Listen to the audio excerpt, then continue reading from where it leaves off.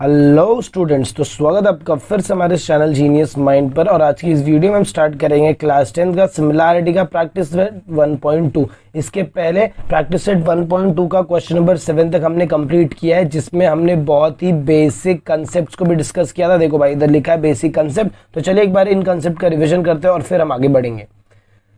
तो जब मैं प्रैक्टिस सेट 1.2 की बात करता हूं तो प्रैक्टिस सेट 1.2 में सबसे पहला जो बेसिक कंसेप्ट था वो हमारा कौन सा था भाई? तो एंगल बाइसेक्टर का बात हमने किया था। यही एंगल बाइसेक्टर के क्वेश्चंस को हम फर्दर कंटिन्यू फॉरवर्ड कर रहे हैं। तो आपको मैंने बताया था कि कन्वर्स ऑफ एंगल बाइसेक्टर कैसे लगाना है, एंगल बाइसेक्टर कैसे लगाना है, कौन सी चीज रहेगी जिसको देखकर आप एंगल बाइसेक्टर लगाओगे। फिर ये देखो, ये भी आपको बताया था, ये नॉर्मल एंगल बाइसेक्टर के लिए ट्रायंगल होना चाहिए, ये होना चाहिए बराबर, और ये कन्वर्स के लिए होना चाहिए। फिर हमने बीपीटी का बात किया था, that is basic proportionality theorem. अगर आपको इसका बहुत डिटेलिंग चाहिए तो आप इसकी फर्स्ट वीडियो देखिए, जिसमें हमने इसका पूरा का पूरा बोलते हैं ना डिटेलिंग कैसे क्या वैल्यूज आने वाली है वो देखा। तो please refer to that video from the playlist section. तो ये भी हमने देखा था बीपीटी का पार्ट, ये भी बीपीटी का पार्ट देखा था। और लास्ट में एक नया प्रॉपर्टी देखा था, that is property of 3 parallel line and there 2 transversal. अब इनके हम डायरेक्ट समरी की बात करते हैं। अगर मैं एंगल बाइसेक्टर की बात करूंगा तो ये ऐसा ट्राइंगल दिखेगा और इसके अंदर एक लाइन और यहाँ पर ऐसे 2 पॉइंट। तो अगर मुझे ऐसा पार्ट दिख रहा है तो मुझे क्या यूज करना है? Angle bisector theorem. और क्या मिलेगा मुझे? तो भाई रेशियो। कन्वर्स में इसका क्या होगा? कन्वर्स में आपको रेशियो दिया रहेगा और आपको एंगल बाइसेक्टर प्रूफ करना है। फिर बीपीटी का बात किया था तो यहाँ पर पैरेलल लाइंस दिखेंगे। अगर तो आपका अगर पैरेलल लाइन दिख रहा है तो रेशियो पे जाना है, और इसके लिए जो आप लिखेंगे वो क्या लिखेंगे? By basic proportionality theorem. और अगर रेशियो से पैरेलल लाइन की तरफ जा रहे हो तो क्या लिखेंगे भाई? तो converse of BPT. And this is your last property of 3 parallel line. इसका प्रॉपर्टी क्या था कि ऐसे 2 पैरेलल लाइंस दिखने चाहिए, तो वहां पर लगेगा property of 3 parallel lines and 2 transversal.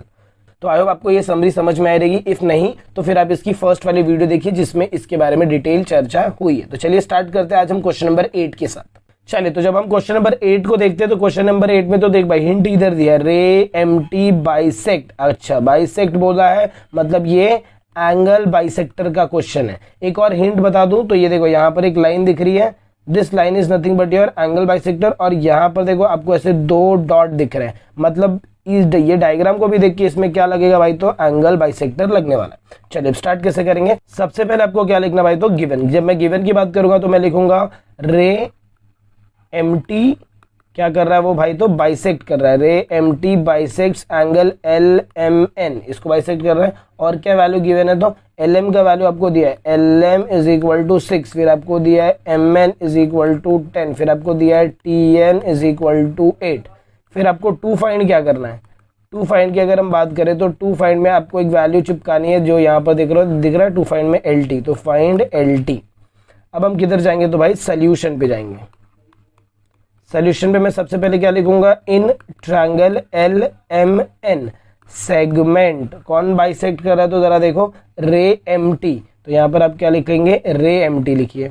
रे क्या कर रहा है? रे एम टी क्या कर रहा है? बाइसेक्ट कर रहा है। रे एम टी बाइसेक्ट्स, किसको बाइसेक्ट कर रहा है भाई? वो भी देख लो, angle L M N, angle L M N. अच्छा, अगर बाइसेक्ट कर रहा है, अब इसके बाद जो मैं थियरम लिखूंगा वो आपको इसके बाद लिखना है, that is your by using angle bisector. Normal angle bisector होगा, कन्वर्स नहीं आएगा। By using angle bisector theorem. अब जब मैं एंगल बाइसेक्टर थियरम देखूंगा तो देखो, मैंने आपको क्या बताया था कि जब भी आप एंगल बाइसेक्टर थियरम लगाते हैं तो ये जो ये साइड है और ये साइड का रेशियो आपको साथ में लेना है।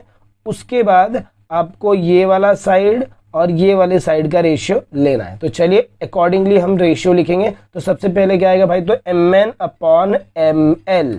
तो ये हो जाएगा M N upon M L is equal to, अब ध्यान देना, एम एन के साइड में कौन है? एम एन के साइड में कौन है? टी एन है। तो नेक्स्ट वैल्यू आपका क्या रहेगा? T N. मतलब एम एन के सामने आपको क्या लिखना भाई? तो टी एन लिखना है। और इसके नीचे आप क्या लिखेंगे? एल टी लिखेंगे। फिर इसके बाद आप क्या करेंगे? अब आपको वैल्यूज को सब्सटीट्यूट करना है। क्या सब्सटीट्यूट करना है? तो substituting the values. M N का वैल्यू देखो कितना दिया है? 10। तो एम एन की जगह मैं क्या लिखूंगा? 10। फिर एम एल का वैल्यू देखो मुझे कितना दिया है? एम एल का वैल्यू दिया मुझे 6। तो एम एल का वैल्यू में क्या लिखूंगा? 6। टी एन का वैल्यू मुझे दिया है 8। टी एन का वैल्यू देखो अभी ऊपर देखा, टी एन का 8 दिया है और एल टी का वैल्यू मुझे नहीं दिया, तो एल टी को मैं ऐसे का ऐसे रखूंगा। फिर यहाँ पर बीच में क्या है भाई, तो इक्वल टू है। इफ अगर आप मेरे बेसिक वीडियोस को भी फॉलो कर रहे हो तो आपको पता चलेगा अगर इक्वल टू रहता है तो 2 बार मल्टीप्लाई करते हैं, इसका मतलब यहाँ पर 10 मल्टीप्लाई बाय LT होगा is equal to 8 multiply by 6 होगा। फर्दर सॉल्व करेंगे तो ये हो जाएगा LT is equal to 8 multiply by 6 upon 10 which is nothing but equal to 48 upon 10। मतलब LT का आपका वैल्यू कितना आएगा, therefore LT is equal to 4.8। फिर आपको लास्ट में फाइनल आंसर क्या लिखना है, देख भाई बिना फाइनल आंसर लिखिए आप कंटिन्यू नहीं कर सकते आगे। Therefore the length of LT is 4.8। आपको क्या लिखना है, यूनिट। तो आई होप आपको क्वेश्चन समझ में आ रहेगा। Let's move on to the next question, that is our question number 9। चलिए क्वेश्चन नंबर 9 को अगर मैं चेकआउट करूं तो ये अगर आप देखेंगे तो इसमें भी देख भाई बोला है सेगमेंट BD बाइसेक्ट कर रहा है, प्लस यहाँ पर देखो आपको लाइन दिया हुआ है और ये लाइन के इधर देखो ऐसे एक पॉइंट इधर दिया एक पॉइंट इधर दिया। मतलब इसमें भी क्या लगने वाला भाई, तो एंगल बाइसेक्टर, वो भी क्या, नॉर्मल, कन्वर्स नहीं भाई, नॉर्मल एंगल बाइसेक्टर लगेगा। ठीक है, अब इसको स्टार्ट करने से पहले सबसे पहले आपको क्या लिखना है भाई, तो गिवन लिखना है। जब आप गिवन की बात करेंगे तो क्या बोला है, सेगमेंट BD क्या कर रहा है भाई, तो बाइसेक्ट कर रहा है। Segment BD bisect angle ABC को कर रहा है। फिर आपको AB का वैल्यू देखो कितना दिया है, AB का वैल्यू दिया है x। फिर उसके बाद आपको किसका वैल्यू दिया है, BC का वैल्यू। BC का वैल्यू आपको कितना दिया है, x + 5। फिर आपको AD का वैल्यू दिया है, AD is equal to x - 2 and DC का वैल्यू आपको दिया है x + 2 और 2 फाइंड में बोला है find the value of x, find the value of x का वैल्यू फाइंड करने को बोला है। चलिए अब इसको स्टार्ट करेंगे तो सबसे पहले जब आप सोल्यूशन लिखेंगे तो आपका सबसे पहला काम रहेगा सोल्यूशन। फिर आपको लिखना है इन ट्रायंगल ABC, फिर लिखेंगे सेगमेंट BD बाइसेक्ट, क्या कर रहा है ये, तो बाइसेक्ट एंगल ABC। अब अगर बाइसेक्ट कर रहा है तो मैं क्या लिख सकता हूं, देयरफॉर कौन सा स्टेटमेंट, तो bye angle bisector theorem, bye angle bisector theorem. अब अगर मैं एंगल बाइसेक्टर थ्योरम की बात करूं तो ये मुझे क्या देगा, तो भाई रेशियो देगा। तो let's move on to the ratio में मैंने आपको बताया था सबसे पहले आपको AB उठाना है और BC। याद रखना ये AB आप ऐसे भी लिख सकते हो, AB अपॉन BC लिख सकते हो, या तो फिर आप लिख सकते हो BC upon AB। First ratio आप कैसे भी लिख सकते हो, फिर सेकेंड रेशियो आपको उसके अकॉर्डिंग लिखना है। तो जो मैं यहाँ पर रेशियो लिखूंगा that will be my AB upon BC। तो यहाँ पर मैं क्या लिखूंगा, AB upon BC is equal to. अब सेकेंड रेशियो को देखो कैसे लिखेंगे, AB इधर है, AB किधर दिख रहा है, ये देखो ये आपका AB है। अब AB के साइड में कौन है, ये है। AB के साइड में मतलब इस साइड में कौन है, AB के साइड में कौन है भाई, तो AD है, बराबर। ये आपका AB हो गया, इसी के साइड में कौन है, AD। तो मैं AB के साथ किसको लिखूंगा, AD को, और BC के साथ किसको लिखूंगा, तो DC को लिखूंगा। मतलब ये मैं कैसे लिखने वाला हूं, तो देखो AB की जगह मैंने क्या बोला, AB के सामने कौन आएगा, तो AD आएगा, और BC के सामने कौन आएगा, तो DC आएगा, बराबर। अब हम क्या करेंगे, वैल्यूज को सब्स्टिट्यूट करेंगे। लेट्स मूव, देखते हैं। AB का वैल्यू x दिया, BC का वैल्यू x + 5। तो यहाँ पर रखते हैं x upon x + 5 is equal to AD का वैल्यू अगर आप देखो तो AD दिया x - 2। तो ये वैल्यू इक्वल किसके हो जाएगा, तो भाई x - 2 अपॉन x + 2 के इक्वल। अब आपको सिंपली वापस इक्वल टू का साइन देगा तो क्रॉस मल्टीप्लाई करना है। तो जब आप क्रॉस मल्टीप्लाई करेंगे तो ये होगा x + 2 is equal to x - 2 और यहाँ पर होगा x + 5। फर्दर जब आप इसकी सॉल्विंग करेंगे तो देखो यहाँ पर अब आपको क्या करना है, ब्रैकेट ओपन। जब आप ब्रैकेट ओपन करते हैं तो ये नंबर इससे मल्टीप्लाई होगा और फिर यही नंबर इससे भी मल्टीप्लाई होगा। मतलब क्या, देखो कैसे लिखेंगे, ये होगा x ब्रैकेट x + 2 ऐसे ही रखो। यहाँ पर 2 नंबर दिख रहे हैं, बराबर। देखो यहाँ पर ये एक ब्रैकेट दिख रहा है, ये एक ब्रैकेट दिख रहा है। अब डबल ब्रैकेट को कैसे ओपन करते हो वो ध्यान से सुनो। तो सबसे पहले आपको क्या लिखना है, ये जो x है ये इधर लिख देना है, ये वाला x आपको इधर लिख देना है। फिर आपको ये पूरा का पूरा ब्रैकेट लिखना है, मतलब x + 5। फिर यहाँ पर x चला गया तो कौन बचा, -2। तो यहाँ पर लिखना आपको -2। फिर आपको वापस पूरा ब्रैकेट लिखना, दैट इज योर x + 5। ऐसे डबल ब्रैकेट का ओपनिंग किया जाता है। चलिए तो मल्टीप्लाई करते हैं, x और x को मल्टीप्लाई करेंगे तो क्या हो जाएगा भाई, तो x² हो जाएगा। फिर उसके बाद क्या आएगा, अब x किसके साथ वापस मल्टीप्लाई होगा, तो x मल्टीप्लाई होगा 2 के साथ। तो ये हो जाएगा +2x। वापस यहाँ पर x और x मल्टीप्लाई करेंगे तो x² हो जाएगा। फिर प्लस x और 5 को मल्टीप्लाई करेंगे तो कितना हो जाएगा, 5x हो जाएगा। फिर ये इधर माइनस है इधर प्लस है तो प्लस माइनस -2 × x कितना होगा, 2x। फिर प्लस माइनस 5 2 कितना हो जाएगा, तो 10 हो जाएगा। अब आपको क्या करना है, सारे वैल्यूज को एक साइड लेकर आना है। एक साइड का मतलब क्या हो गया, देख भाई ये x² प्लस ये 2x ऐसे ही था। तो अब क्या करेंगे भाई, ये जितने भी सारे वैल्यूज है ना, ये जितने भी वैल्यूज दिख रहे हैं इसको इक्वल टू के इस साइड लेकर आएंगे, इधर लेकर आएंगे। तो मेरे पास इक्वेशन क्या था, देखो एक्स स्क्वायर प्लस 2x है इज इक्वल टू नहीं डालो।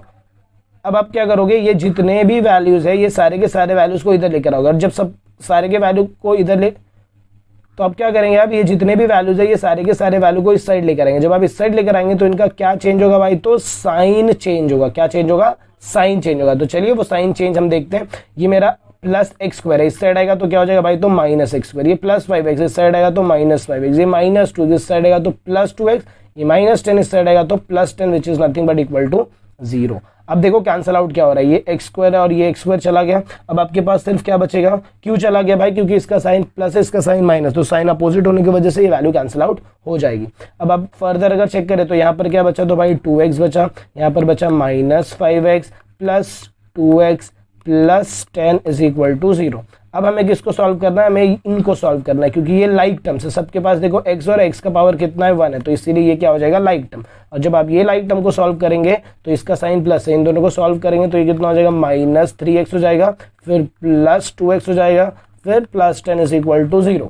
फर्दर सॉल्व करेंगे तो ये हो जाएगा minus 1x is equal to, अब ये प्लस 10 को इस साइड ले लो तो ये हो जाएगा माइनस 10।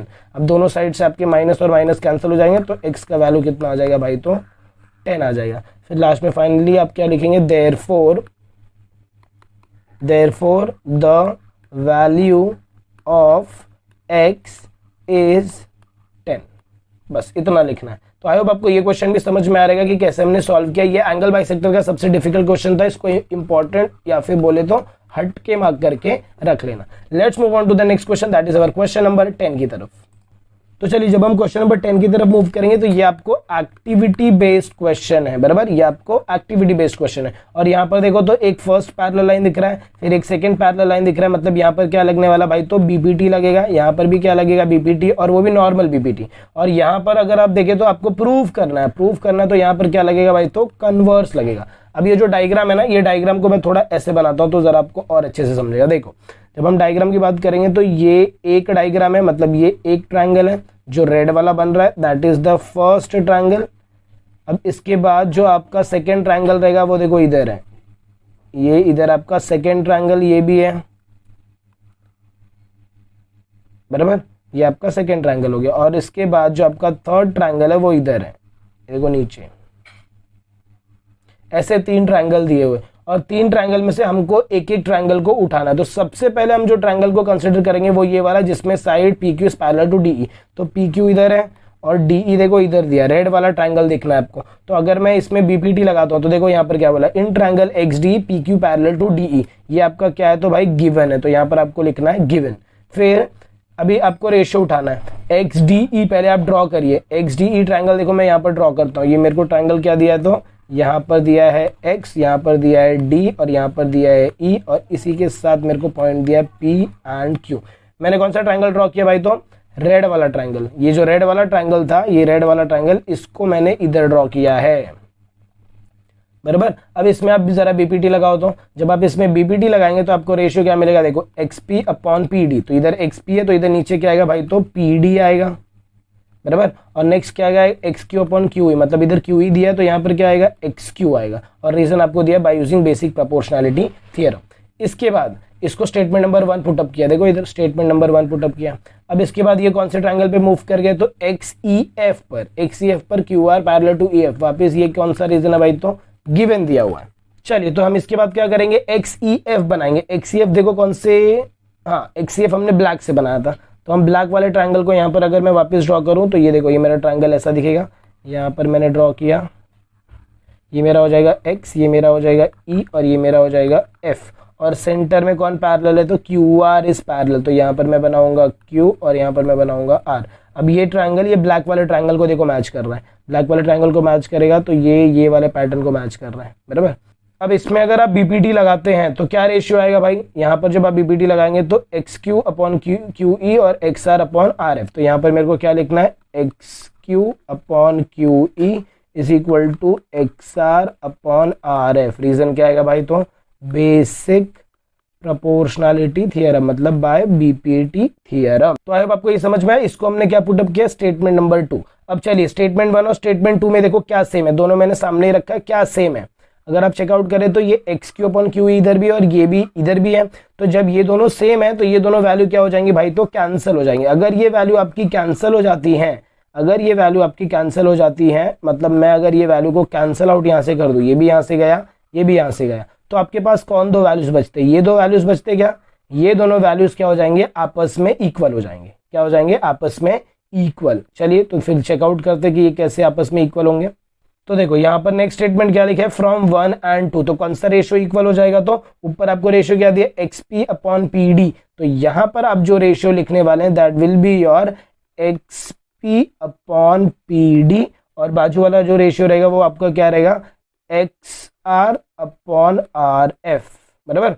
अब अगर ये आपको इक्वल दिया है तो कौन से ट्रायंगल की ये लोग बात करेंगे, जो हमारा ट्रायंगल बचा हुआ है, कौन सा ट्रायंगल, ब्लू वाला ट्रायंगल बचा हुआ है, ब्लू वाले ट्रायंगल का नाम है एक्स डी और एफ। तो ये ट्रायंगल जो बचा हुआ था, तो ये देखो ये ट्रायंगल को मैं ऐसे बनाता हूं, यहाँ पर क्या आएगा, in triangle x D F.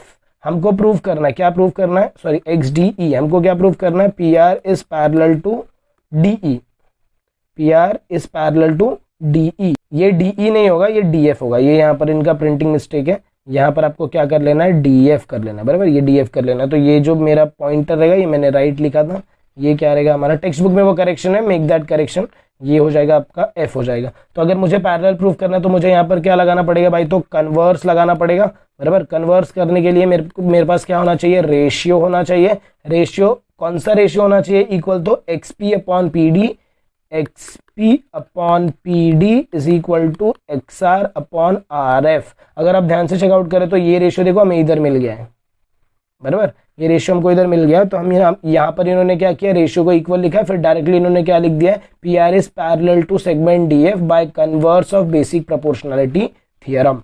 तो ऐसे आपका ये एक्टिविटी का क्वेश्चन फिल आउट होगा। तो आई होप आपको ये क्वेश्चन समझ में आए। क्वेश्चन को 3 पार्ट्स में सॉल्व किया, एक बार इस क्वेश्चन का समरी बता देता हूँ। क्वेश्चन को कितने पार्ट्स में सॉल्व किया, तो 3 पार्ट्स में, first, second and third. Triangle लिया है, ट्रायंगल में लगाया है नॉर्मल बीपीटी, क्या लगा है भाई, तो नॉर्मल बीपीटी, और इससे मिला इक्वेशन नंबर 1। फिर वापस सेकंड ट्रायंगल लिया है, इसमें भी क्या लगाया लोग ने, नॉर्मल बीपीटी लगाया, और इससे इनको मिला स्टेटमेंट नंबर 2। और फिर इन्होंने क्या किया है, ये जो दोनों इक्वेशन था, ये दोनों इक्वेशन को कंबाइन करके एक नया इक्वेशन बनाया, थर्ड इक्वेशन, बराबर। और थर्ड इक्वेशन को फिर एक नया ट्रायंगल लिया, इसके अंदर इन्होंने क्या लगाया, ये रेशियो को लगाया, और रेशियो लगाकर थर्ड इक्वेशन का जो रेशियो था वो लगाया, और फिर उन्होंने क्या बोल दिया, by converse of BPT lines are parallel. ये हो जाएगा इनका समरी। तो आई होप जब आप क्वेश्चन का सॉल्व करने बैठेंगे तो ये आपको रिवाइज करके बैठना, तो आपके लिए क्वेश्चंस बहुत सिंपल हो जाएंगे। Let's move on to the next question, that is our question number 11 की तरफ। चलिए तो जब हम क्वेश्चन नंबर 11 की तरफ मूव करेंगे तो क्वेश्चन नंबर 11 में देख भाई, कुछ भी डायग्राम विग्राम कुछ भी नहीं दिया, सिर्फ आपको जस्ट एक स्टेटमेंट। तो आपको क्वेश्चन का क्या करना है, डायग्राम बनाना। तो सबसे पहले क्या बोला, ट्रायंगल एबीसी। तो मैं क्या करूंगा, सबसे पहले बनाऊंगा ट्रायंगल एबीसी। तो यहाँ पर ए बनाया, यहाँ पर बी बनाया, और यहाँ पर सी बनाया। उसके बाद रे बीडी, बीडी किधर दिख रहा है जरा देखो, बी इधर है, मतलब रे मेरा यहाँ से चालू होगा, बाइसेक्ट किसको बाइसेक्ट करेगा, एंगल एबीसी। तो एंगल एबीसी को बाइसेक्ट कर रहा है, तो ये 2 पार्ट ऐसे बना दो, और ये पॉइंटर को नाम दो डी। फिर इसके बाद नेक्स्ट रे सीई, सी इधर से निकलेगा, और इसको हम इधर क्या करेंगे भाई, पुटअप करेंगे। तो ये मेरा पॉइंट हो जाएगा क्या, ई हो जाएगा, और यहाँ पर ये 2 इक्वल पार्ट आपको ऐसे पुटअप करना है। फिर आपको क्या बोला, third statement, then prove that ED is parallel, मतलब ये वाला जो लाइन आ गया ना, ये ईडी, ये जो लाइन है ये बीसी को क्या है भाई, तो पैरेलल है। तो डायग्राम तो आपका मेन डायग्राम ऐसा बनेगा, बराबर। अब इसको हम सॉल्व करने के लिए अपने हिसाब से हम 3 डायग्राम बनाएंगे, बराबर। ये फर्स्ट डायग्राम, फर्स्ट ट्रायंगल, ये सेकेंड डायग्राम, सेकेंड कंडीशन का डायग्राम है, और ये थर्ड कंडीशन का डायग्राम बनेगा। फर्स्ट कंडीशन में देखो आपको क्या बोला, फर्स्ट कंडीशन में वैल्यूज क्या दिए थे, ये था ए, ये था बी, और ये था सी। यहाँ से ये वैल्यू ऐसे आगे जाएगा तो ये पॉइंट हो जाएगा आपका डी, और ये पार्ट इसके इक्वल है। फिर नेक्स्ट वाला अगर आप चेकआउट करोगे तो नेक्स्ट वाला क्या है, ए बी सी। तो यहाँ पर ये वैल्यू जब आगे निकलेगी तो इसको बोलेंगे पॉइंट ई, और ये पार्ट इसके इक्वल रहेगा। फिर इसके बाद जो थर्ड स्टेटमेंट है, थर्ड स्टेटमेंट के लिए अगर आप ध्यान से चेकआउट करें तो यहाँ पर वापस आपको लिखना है ए, फिर ये रहेगा आपका बी और ये रहेगा आपका सी, और यहाँ पर ई डी, ये वाला लाइन दिख रहा है ई डी, आपको ये पैरेलल प्रूफ करना है। अब आप ये क्वेश्चन को जरा ध्यान से चेकआउट करेंगे तो आपको समझ में आएगा कि हम कौन सी प्रॉपर्टीज को यूज करने वाले हैं। कोई बता सकता है कौन सी प्रॉपर्टीज? तो देख भाई, ये जो फर्स्ट प्रॉपर्टी है इसमें क्या लगेगा, नॉर्मल बीपीटी लगेगा, सॉरी नॉर्मल बीपीटी नहीं, नॉर्मल एंगल बाइसेक्टर। इसमें क्या लगने वाला है, तो नॉर्मल एंगल बाइसेक्टर लगेगा। इसमें भी क्या लगेगा, नॉर्मल एंगल बाइसेक्टर लगेगा, क्योंकि क्वेश्चन में आपको डिवाइड करके दिया हुआ है। और यहाँ पर आपको पैरेलल प्रूफ करना है, अगर ED parallel to BC proof करना है तो यहाँ पर क्या लगेगा, कन्वर्स ऑफ बीपीटी। तो मुझे क्या करना है, क्वेश्चन को 3 पार्ट्स में सॉल्व करना है। ये मेरा फर्स्ट पार्ट होगा, ये मेरा सेकंड पार्ट होगा और ये मेरा थर्ड पार्ट होगा। तो चलिए स्टार्ट करते हैं। सबसे पहले आप क्या करेंगे, सोल्यूशन लिखेंगे। गिवन लिखने की जरूरत नहीं है, डायरेक्ट आप कहाँ पर आएंगे भाई, तो सोल्यूशन। डायरेक्ट आप कहाँ पर आएंगे, सोल्यूशन। सोल्यूशन का फर्स्ट पार्ट, तो इन ट्रायंगल ए बी सी, हम ट्रायंगल ए बी सी में सबसे पहले हम क्या ले रहे हैं, तो ये वाला डायग्राम कंसिडर कर रहे हैं। तो बी डी क्या कर रहा है, ये बी डी है, ये बाइसेक्ट कर रहा है। तो हम क्या लिखेंगे, segment B D, segment B D bisect, किसको बाइसेक्ट कर रहा है, bisect angle A B C को कर रहा है। और अगर ये एंगल ए बी सी को बाइसेक्ट कर रहा है तो हम क्या लिख सकते हैं, therefore by using, therefore by using, क्या यूज कर रहे हैं हम, बाय यूजिंग नॉर्मल ना, तो angle bisector theorem, therefore by using angle bisector theorem. और अगर मैं एंगल बाइसेक्टर थियरम लिख रहा हूँ तो रेशियो जरा चलो बता दो फटाफट, क्या होगा, A B upon B C होगा, फिर A D upon D C होगा। तो रेशियो मेरा क्या हो जाएगा, A B upon B C is equal to A D upon D C. This will be your statement number 1। इसके बाद जब हम मूव करेंगे तो ये हमारा फर्स्ट पार्ट डन आउट हो गया। अब ये पार्ट अगर डन आउट हो गया तो इसको देखना नहीं है। अच्छा, ये 3 डायग्राम अलग अलग क्यों बना, देख भाई इसके अंदर ना आपका जो डायग्राम है ना बहुत कंफ्यूजिंग है, बराबर। तो जब इसको आपने ऐसे 3 पार्ट्स में सेपरेट आउट कर दिया तो आपके लिए आपका क्वेश्चन बहुत सिंपल हो गया। और ये चैनल का काम ही वही है कि आपको वो सारे के सारे क्वेश्चन को क्या करके दे, सिंपल करके दे। चलिए प्रॉपर्टी नंबर 2, मतलब ये सेकेंड ट्रायंगल की अगर बात करूं, इसके अंदर हम वैल्यूज लगाएंगे तो इसमें भी हम सेम लिखेंगे।